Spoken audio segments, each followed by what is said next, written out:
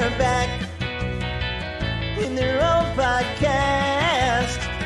Sit back, relax, Still Spinning is here. Still spinning. Still spinning. Still spinning. Still spinning.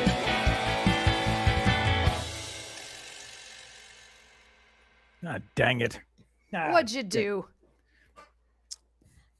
I had to spit out the rest of my Tootsie Pop. Oh no, Dan didn't. I thought Tootsie Pop was, eating appropriately. I was trying to chew it and get it. I like right before we started the theme song. I'm like, well, I got to eat this thing, and so I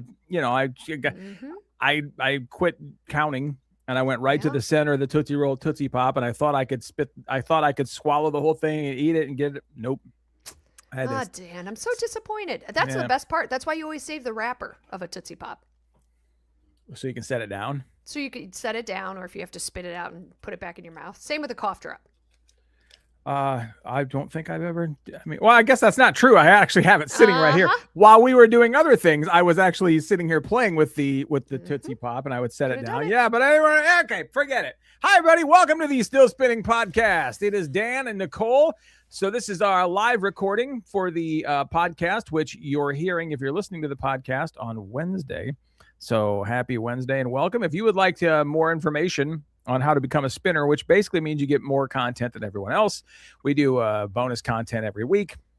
You can go to our website, which is right there on your screen, stillspinningpodcast.com. From there, you can buy merch, you can buy you can buy merch, listen to the past episodes, and you can sign up to be one of our spinners, and that's who gets more bonus content. Yes, Paul says, tonight we spin. In all caps. Da, da, da. Indeed, tonight, we do. We spin. I like that. That might have been the quickest we were derailed on any episode. Was the first word out of my mouth. The intro out, and Dan's already like, I was like, at first, because our pictures go real small during the theme song playing, I thought you left. I was like, well, guess just me now. Gonna carry this bad boy my own. Also, since we're already derailed, let me jump over and ask you for topic number 3 today. Yeah. Did you happen to read the story, or are you leaving that up to me? That is you. Okay. I know I'm doing the story. I did not read it. Okay, don't. Okay. Great. Okay. Oh God, are you gonna quiz me? It's just a little something. Oh Lord. I just want to see. Yeah. No, I did not. I did not read it.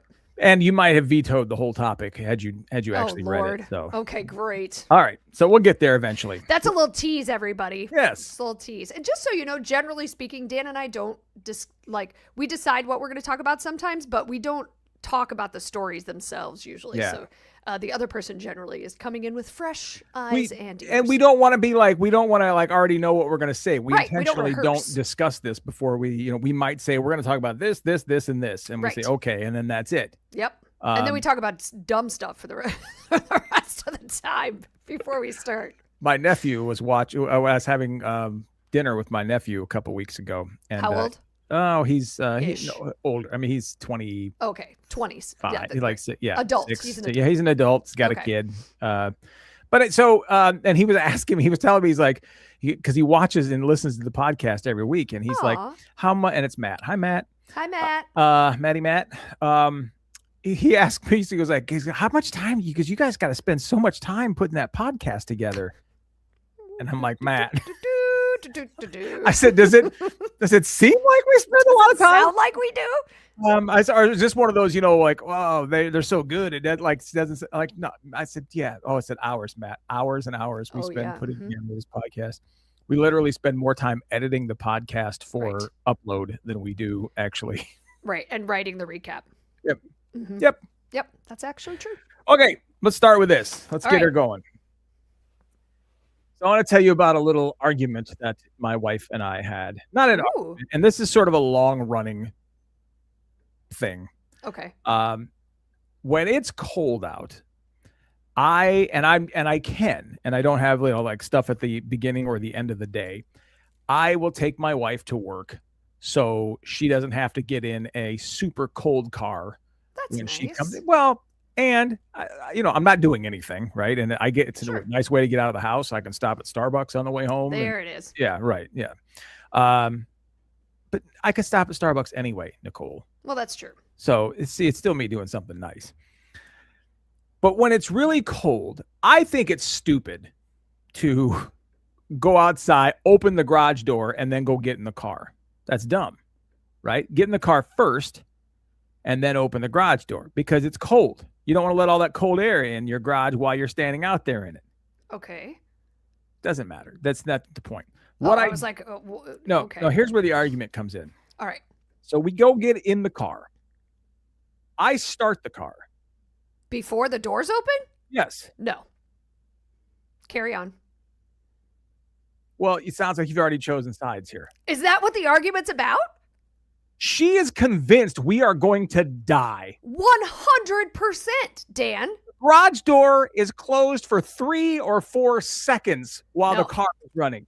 Mm-mm. What is that like you guys have watched way too many movies. There's not enough time for poisonous gases to build up. There's not enough noxious fumes to where a spark is going to make the garage explode. What is why risk it? Do you really want to be the anomaly? Because I'm not risking anything. I disagree. Why risk it? There's nothing to risk. I am 100% on Jenny's side on this one. You do not. Mm-mm. She is convinced we are going to die if I start that car and the garage door is not open. It will be open in about 3 seconds, but if I start the car and then reach up and open the garage door, she is convinced we are going to die. Now, here's the thing. I don't think you're going to die that quickly, but I don't think it's good for you. I think that's enough time for the fumes to come back into the car. It's not anything. It's not anything for me. No, I'm with her on this one. I would absolutely never. I'm never starting well, first off, I park in the street, but I'm not starting the car while the garage door is closed. No way. It's not like I'm starting it. It's not like I'm warming up the car and then going out to the garage. Literally, it's 3 seconds at the most before the garage starts opening. Why don't you just open the door first if it makes her feel better? It does, because I don't think about it. It's not that I'm not intentionally going, watch this. I'm going to make her This will piss her off. Yeah. Well, you know what? Although now I kind of do that. Mm-hmm. It didn't start off that way, but now I'm like, look, we're still alive. And now like, ooh, that doesn't help. 4 seconds, 5 seconds, 6 seconds, 7. We should open the garage door. Out. 8. No. How long do you think it's going to take to pass out? You don't realize know. that if you actually do like the thing where people run a hose from the back of their car and stick it in their car, that takes still like 10 or 15 minutes.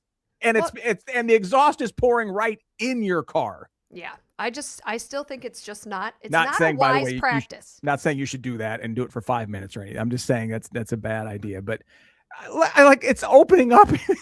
I just find it very funny. It's one of those weird, I don't know where this belief came from. It is an insane, irrational belief. I don't think it's insane she is or convinced. irrational. She is convinced we will die if that because those are toxic fumes. That's why she thinks that, because she's right. Now, I'm a person who believes that your car, the gas in your car will freeze if you let it drop. Yeah, she thinks that too. Yeah, if you let it drop below X amount of gas in the car, it could freeze your pipes or whatever is in the car. She grew up in Iowa too, right? Yeah, or was she on the Illinois side? Illinois side, but I feel like you guys should move in together. Okay. I'd totally live with Jenny. Are you kidding me? Yeah, I know. And then it'd be me and Paul, and nobody would want to come over to our house. Oh my God, you guys would just drive around a parking lot for 2 hours trying to find the right spot. Yeah. Are you one of those people too? What do you mean? Well, I mean, I'll do it a little bit. Yeah. Drive around a parking lot? If it's cold. If it's warm, I just like, you know what? I can use the walk. Oh, that's nice. Yeah. That's nice. So let me ask you this question. Yeah. Have you ever, in your entire life, all 57 years, what is it? All right. Okay. Calm down. All in the 50 plus years of your life, mm-hmm. Have you ever, one time heard of somebody's gas tank freezing? No, ever? No, but my grandpa told me that. So I feel like it's probably true. And you would put that, I don't remember what that stuff was called, but it was in a little yellow container and you would put it into your gas to make sure it doesn't freeze? Heat. Oh yeah, that is what it was called. With two E's. Right. Yeah. Heat. Heat. Yeah. Yeah. But like that's never happened. Like I bet it's happened. I don't even think that happens in like Siberia. You don't hear a story. Now, what you do hear is that the oil like the oil gets so thick that when you go to start the car, the viscosity of the oil is really bad. So people like who live in North Dakota, they do this all the time, or even like in Montana, but you hear this in Russia. You plug your car in at night, so there's an engine block heater that's plugged in, so that keeps the oil. It has nothing to do with the gas. The gas is not going to freeze. Interesting. It keeps the oil. It doesn't keep it. Well, it does not as. I mean, it's still going to get a little bit of a little thicker, but it's not going to like become rock solid. That you don't want. But that's the thing that cold's going to do to your car, and it's got nothing to do with you having a quarter of a tank. My wife will not let it fall below a quarter of a tank in the winter because she is Jenny convinced. and I should live together. Yeah, she is convinced. I can't roll my window all the way down in the winter when it's cold out because my window will stick down. It's automatic windows, but for some reason it sticks down. Yeah, I wouldn't do that. Yeah, no, I found that out the hard way. Paul's got a good point. Odds are in your favor playing Russian roulette. Does that make you want to play? No. But you know what? It would make me want to play if nobody in history ever died from playing Russian roulette. I don't know, Dan. If Russian roulette was there are no bullets in the gun, yeah, I'll play it. I don't care. Oh, jeez. I think we're clearly falling on Jenny's side. Nobody has ever died from the garage door being closed for 3 seconds with the car running. Ever. Nobody's garage has ever exploded because the garage door was closed for 3 seconds with the car running. What about like your animals and stuff? You know what I mean? Like it's 3 seconds. It's like peeing into the ocean. It's like you're not going to. What does that mean? Peeing into the ocean. It means you can pee all you want into the ocean. You can never pee enough to actually have an effect on the ocean. It doesn't. What a weird analogy. Do you use this often? I've never heard you say this. But it's in a way like the delusion of the how Milwaukee is not gonna happen from you peeing. You know how Milwaukee keeps dumping when they have like a lot of rain? We keep dumping our overflow poop into Lake Michigan, which comes down here to Chicago. But here's the thing. It doesn't. Right. By the time it gets barely offshore in Milwaukee, it's gone. You can actually watch it. It's sick, gross, it's disgusting enough. But if you do an overhead, you can actually watch it disappear, and it doesn't get that far into the water, and it's just gone because it's so diluted. That's exactly what happens with the air in your garage. Yeah. You're fine. And by the way, Chicago's got some big cojones to complain about that. Why? Because, what are we doing to you? Oh well, not to me now, but. Back in the day, we've talked about the Chicago River, right? Oh, well, yeah. That was definitely back in the day, though. Yeah, but I mean, so that's why those intake valves are way out there in the Chicago. When you're looking at it from downtown Chicago, you can see those things that look like little lighthouses out in the heart. Oh, yeah. That's water intake. And they're out there because the Chicago River, when they used to have all the slaughterhouses, and basically Chicago just used it as a sewer, and they had to keep moving the intake out because the water was poisoning and making people sick. So instead of fixing that problem, what Chicago did was, hey, let's send the water the other direction downtown. Let's send it down to Peoria, and let's send the water that way. Not making us sick. Right. Exactly right. It was like this big marvel of engineering. Look, we reversed the Chicago River. Yeah. So you didn't fix the problem. You just, in the Chicago way, just sent it somebody else. So my point is, I don't really want to hear anybody from Chicago complaining about Milwaukee dumping their poop in the water. It's fine. Okay. Oh, fine. All right. Literally zero chance of anything happening by doing what Dan did, says the fake one. Mm-hmm. Gas tanks Big used 189, to explode. thank you. Gas tanks used to explode in Grandpa's time too, just saying. Progress. That's actually probably very true. It was a different time, Dan. It was a different time. Carlos says pee and poop is where this podcast is going. Yeah. Well, I mean, to be Let fair. me see. What else? Oh, I feel like we've been there for a while. Yeah. I don't think that's new. And topic number 3 is, well, we'll get there. We'll get there. Yes. Wait All for right. it, Dan. Yeah. Wait Yeah. for it. All right. Yes. All right. But first, we got to talk about Staten Island. First off, have you ever been to Staten Island? No. What an adventure. First off, so many sweatpants. Everyone wears sweatpants like just out in the world. Like, why? It's I don't know. It's like the basic costume. Okay. Staten Island's very, very interesting to go to. But this week they were in the news. A parent altercation at a youth basketball game on Staten Island prompts new rules for the spectators. Staten Island's borough president is giving a stern warning for parents at youth sporting events: behave or get out. The announcement comes after a group of parents got into a brawl during a youth basketball game. Video obtained by the Staten Island Advance, which is the name of this news source, shows two moms at a 6th grade boys basketball game taking shots at each other. It just keeps getting better. The Catholic Youth Organization officials say the violence unfolded at St. Teresa St. Rita Stream Academy during a game between the school and St. Clair's. Instead of being responsible adults, they let it go, let it rip. And I just thought, well, enough is enough, says the bureau president. In light of what happened, the Catholic Youth Organization, which oversees parish-based sports, announced Tuesday new rules to ensure spectators are no longer acting out of bounds. If you're thrown out or removed from a gymnasium from a referee, you get a 1-year ban. If it happens twice, that's lifetime.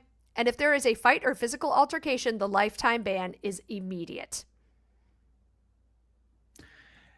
I can actually completely see this happening because parents just can't let the kids do anything anymore. It's always the parents, always. Part of me always wanted to be like a little league. Well, I did. I coached little league for a couple of years. Really? Yeah, I'll never. And I love kids baseball. I love kids playing. I love teaching kids to play baseball. I love it. It's the parents every time. I was like a youth umpire when I was and I thought that would be a fun thing to do, just to keep. As a kid, I was like 16 years old and I'm having parents like, what the hell's wrong with you? I'm like, what, dude? It's like, do you really, Mr. Williams? Like, you're my, are you the guy that works at the grocery store? What, like, why are you yelling at me like this? I just called this. What are you talking about? Yeah, I can't stand, like, it's always the parents, always. Yep. So, I mean, I'm glad they're taking such a firm stance on it.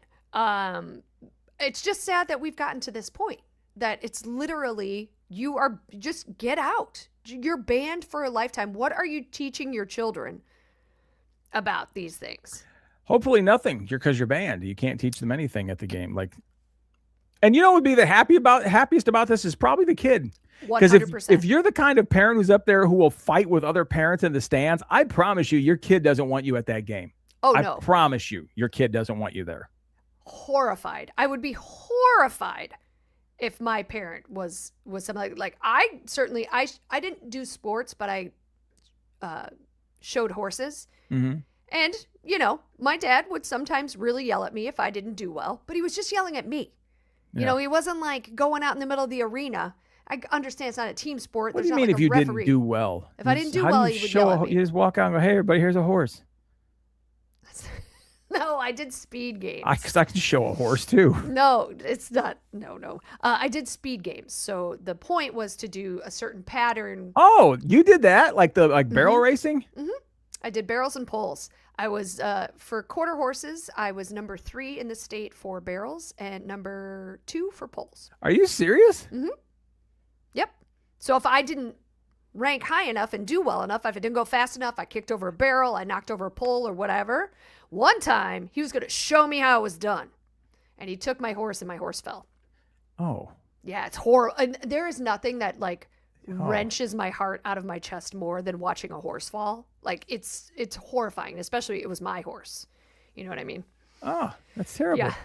Yeah. So I get that. I get that feeling of having your parent just be so, like, it takes the fun out of the sport.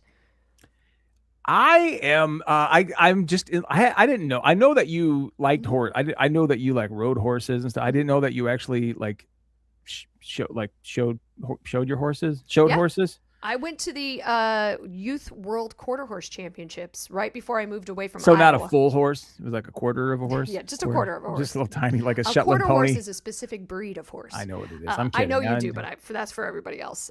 So I ranked high enough in Iowa that I qualified for the World Championships. So I went to Tulsa, Oklahoma, and did really? that That's where they had the. Really, was it like in? Yeah, and I don't remember if it moved around or if that just happened, and that was just that year it was there. But it was basically every state had two or three. Well, had the top two from every state of each event went and got to show your horse, got to participate in all the events. So it wasn't just barrels and poles; it was the jumpers and all of the other. That dressage. Makes so much sense to me that you were a barrel racer. Yeah, it does, doesn't it? Because you watched Yellowstone. Remember what they had? They had some fun comments about barrel racers in there. That it makes so much sense. Yep.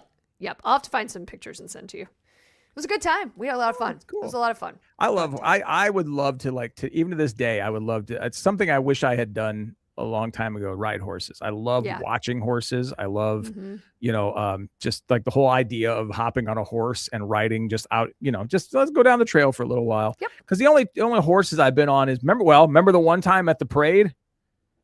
No. Oh, no. That wasn't with you. That's when I was on the country station in Madison. Oh, they were like, get loose? Well, no, somebody, I don't know how it happened, but it came up on the air that I should be riding a horse in the parade.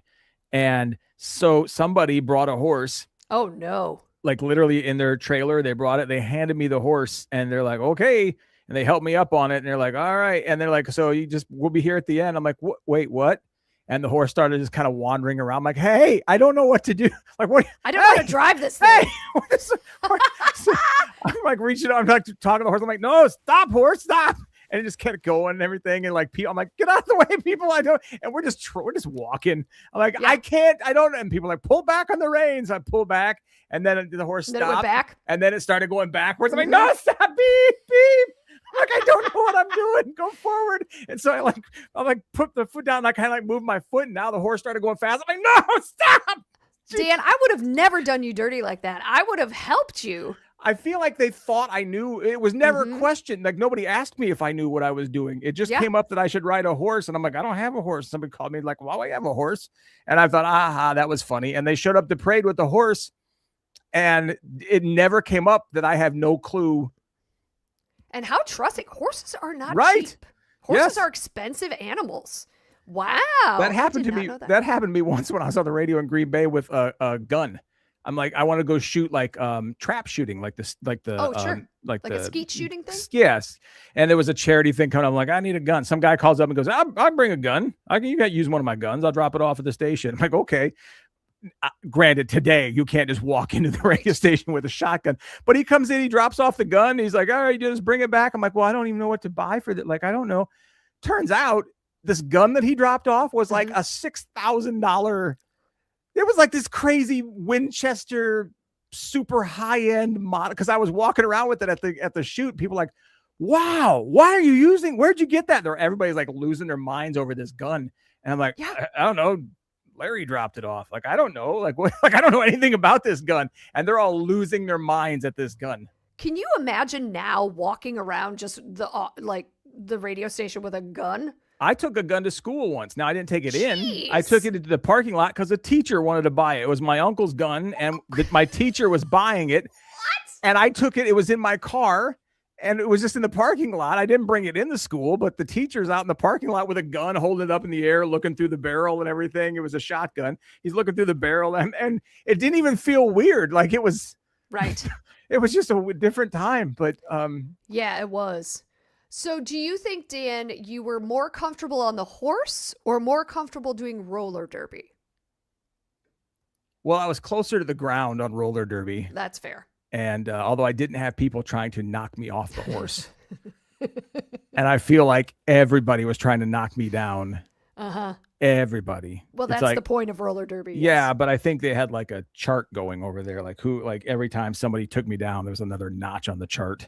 I every once in a while come across that picture of Angela looking back at you laughing after she knocked you over. And the worst part is she didn't even really she barely touched me. Right. It probably but I was already beat up so much that at that point I'm just like, listen, I don't care. If somebody touches me, I'm like, I'm down. I'm going down. I'm like, because I can either fight it for 10 seconds and then fall on my face, or I can just go down right now and fall on my shoulder. Like, I'll just fall on my shoulder. It's fine. I don't care. Yeah. And plus you were padded for that, usually on horseback. I know now they make kids wear helmets and stuff like that. We did not wear helmets. Yeah. I did get a concussion from falling off and hitting my head on a barrel once. Oh, that was at home. Actually, it wasn't even even on a horse. There was just a barrel there, and I was just walking through the backyard, and there's a barrel, and I hit it. And no, I was on a horse at the time. Then I fell off of it and whacked my head. Wow, good times. The only other horse I've ridden was like a trail horse, and they're kind of depressed. They're just like, they don't care. They just walk into trees and stuff. They're like, I don't care. They're autopilot. Yeah. Any sort of trail horse is just on autopilot. You're not controlling anything. I feel like I'm too old now to just say, I'd like to learn how to ride a horse and take a horse. I'm too old for this now. No, you're not, but things might break a lot easier. Yeah, right. That's what I'm talking about. And we're not going to do that. Okay, next story, Nicole. I'm ready. All right. A recent study has linked hydrogen sulfide to potential protective effects against Alzheimer's disease. Research suggests that the exposure to the gas might improve brain function and reduce cognitive decline.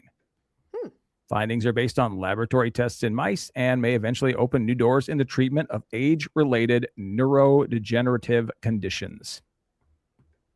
What is blah, blah, blah? Your farts. What? Yep. Hydrogen sulfide is most regularly produced by farting. What is happening to us tonight? This is weird. I told you where this was going. In the toilet. This was predicted. Carla predicted this a while ago. Yeah. So. So wait, is it your own farts or no? Well, really, anybody's farts. Anybody's farts. It's the gas. The headline is "Sniffing your own farts could protect your brain and prevent Alzheimer's," and it's not a joke. It's a case for a Dutch oven, I guess. You know what a Dutch oven is, right? I do, Nicole. Yes. Okay. Well, I don't know. I don't know what you know. Sometimes you don't know if I know Dutch oven. I don't know. Oh my God. What a ridiculous study. The idea of sniffing your own farts sounds more like a joke than science. The results point to a serious link between hydrogen sulfide and brain cell health. How does this who's sitting around, like, you're spitballing ideas on what sort of research study you should do, and somebody says, you know what? Farts and Alzheimer's.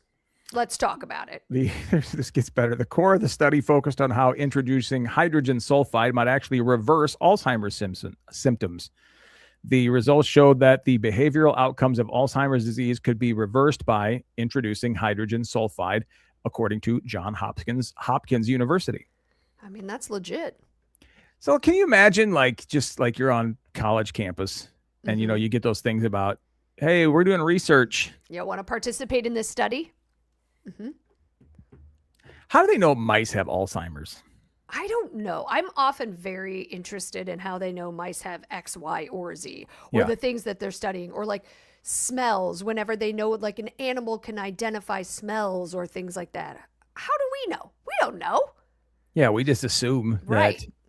that they're telling us that. I don't know. Yeah, but anyway, so all I'm saying is the next time, Paul crop dusts you, he actually is trying to help.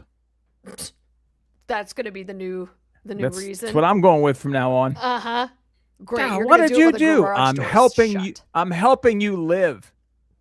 Oh my gosh. That's what I'm doing. Yeah, I'll do it with the garage door shut. I'll just sit out there and the whole time but you know what? It still won't matter because there's not enough of it. I don't know. Well, that one might be a little. That might be too cross-pollination. It might be just a little too much. Ate the night before. Oh my gosh. Well, that's just it. If you're participating in the study, do they send you, here are the food items we would like you to eat? Does it matter what you ate before? Because, sometimes the gas doesn't smell and sometimes it does. Does that matter?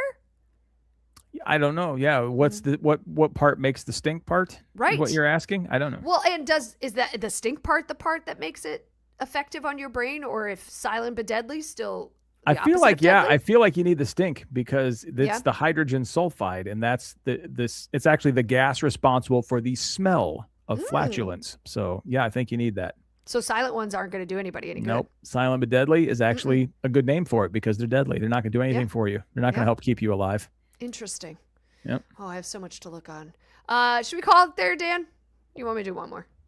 Let's do one final one. We can. All right. Speaking of things, because we got to end with something that's not about poop. Oh, so you did tie it in. Okay, you did. I did find a way to tie it. I segued it, but I was going to leave it from there.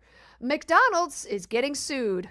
It is a class action lawsuit about the McRib. Everybody. McDonald's has pushed back against claims in a class action lawsuit that the company misled customers by advertising that the McRib has the McRib as a rib meat sandwich when the patty is allegedly coming from other pork cuts. The fast food chain says the McRib is made of, quote, seasoned boneless pork dipped in tangy barbecue sauce, topped with slivered onions and tangy pickles, toasted home-style bun. Not mine. Pickles and onions are not on mine, but okay. Of course they aren't. Yeah. But the lawyers are arguing that a McRib isn't an accurate representation of what's actually in the sandwich, according to a lawsuit filed on behalf of 4 different plaintiffs in the Northern District of Illinois. Despite its name and distinctive shape, it's a meat patty. It's been deliberately crafted to resemble a rack of pork ribs. The McRib does not contain actual pork rib meat at all, says the lawsuit. Well, duh. Do they think that looks like a rack of ribs? First off, who doesn't know that they form that? You're right. It doesn't look like a rack of ribs at all. And it's just like a form, and they just dump a bunch of meat stuff into it and form it. Their chicken McNuggets aren't chicken either. I swear that's the next words out of my mouth. Like, next thing you're going to tell me the chicken McNuggets don't have real chicken. Like, you are a fan of the McRib. This goes back love the McRib. Years and years. Yeah. You would get excited when McRib season was coming, even though now it's kind of all the time. But no, it's not. Remember a couple years ago they said, and now this is it. Now it's never coming back. And then now it came back. Yeah. Yeah, they came back and now they're getting sued. But did you at any point ever, Dan, think it was actually ribs? One time. Did I? I don't think it's actual pork. That's probably fair. I think it's like, or if it is what's left after everything else has been done with the pork. And it's basically just a big, let's throw all the crap in this thing and this squeeze it out into this form. And that's what I think it is. Well, the lawsuit actually alleges that the company has used ground up portions of, quote, lower grade pork products such as pork shoulder, heart, tripe, and scalded stomach to make the patty. McDonald's is denying those claims. What's wrong with pork shoulder? Pork shoulder's fine. I think people don't want to eat the tripe or the scalded stomach. Yeah. I do know my dad used to drive truck, and he used to drive for McDonald's or would haul cattle. And sometimes he would take him to like the McDonald's processing. And he said they were never in really good shape. You know what I'm saying? Well, but again, it's McDonald's. What I don't understand. You're buying a sandwich. You're buying like chicken nuggets for like 10 for like $1 or something. What are you expecting out of this? Isn't like the high quality grass fed, grain only fed animal. I mean, come on. It's McDonald's. It's cheap. Right. It's the stuff that nobody else wants it. It's where else would those cows go? Right. Well, I think nowhere. But yeah, they're getting sued. They are getting sued. Yeah. Paul says some may question the beef content in the burgers. Agreed. Yes. Yeah. Now McDonald's is saying McRib is made with 100% pork sourced from U.S. farmers. They first started selling the McRib in 1981, pulled it from the menu in 85 because of poor sales. So then that's when they decided to make it, not a regular thing. It would just be it would come back, made a return from 89 to 2004. Then it went on a farewell tour from 2005 to 2007, only to be brought back in 2020. So that was kind of a big gap. And then another comeback, as you said, last year. It went from when to 2020? What's that? It went from when? 2007 to 2020. We didn't have McRibs from 2007 to 2020. It was like 13 years without McRibs? That's what it says. Now, the sandwich typically costs between $3.99 and $7.99. That's a big gap. It doesn't feel right. I don't know. That's what this is what. Oh, no, I'm sorry. Not the sandwich, not the price. I'm just saying the fact that it was gone. Oh no, I thought it was that long. I mean, they would know, right? Yeah, I would assume. I've never thought that's an actual rib meat. I've never given any. I don't. This is somebody obviously looking for a settlement. Correct. And it's making the national news, so Again, I say, if you're going to McDonald's, you just don't ask questions like, oh, I wonder what's in this sandwich. Or maybe that's just me. That is just my general life rule when I'm going to a place like that. I don't ask because I don't want to know. Hot dogs, don't want to know what's in them. Hey, they're delicious. Don't want to know. We don't know. We don't care. That's right. One final thought before we go. It's a little fast food related. It was this month, 42 years ago, that we first heard the phrase, "Where's the beef?" 42 years ago? 42 years ago this month. Oh, where's the beef indeed? That old lady, Clara, what's her name? Oh, where's the beef? I can see her in my brain, but I could not tell you her name. Do you remember how big that was? Like people, there were buttons and shirts and everybody was walking around. Yeah, Clara Peller. That's right. Of course, my husband knows the answer. This is why he wins trivia every time we do trivia. Where's the beef? 42 years ago. It was a phenomenon. It was insane. It was everybody was saying it. I mean, that's like one of the biggest advertising wins of all time. Yep. Where's the beef? It still sticks in my brain. Yep. Still as soon as you started saying it, I was like, I hear it. I see her. Yeah. With her little purse. Where's the beef? All right. What a time, everybody. Well, thank you so much for joining us for episode 130. Spinners, you are going to have some bonus content on Friday. No poop involved. Well, I guess. Hold on, let me see what the. I probably don't think so. not, but but we might be able to find a way to do it. If we work hard, we can tie it in. Yeah, that's right. And if you're listening and going, "What? I'm not a spinner. I want to be," visit our website at stillspinningpodcast.com to find out how you can do that. You can also buy some merch. You can watch back episodes, listen to back bonus episodes, and we will be back next week Monday for another live recording. If you are joining us on Wednesday, you'll get it on Wednesday. Thanks so much for joining us, everybody. Have a great week.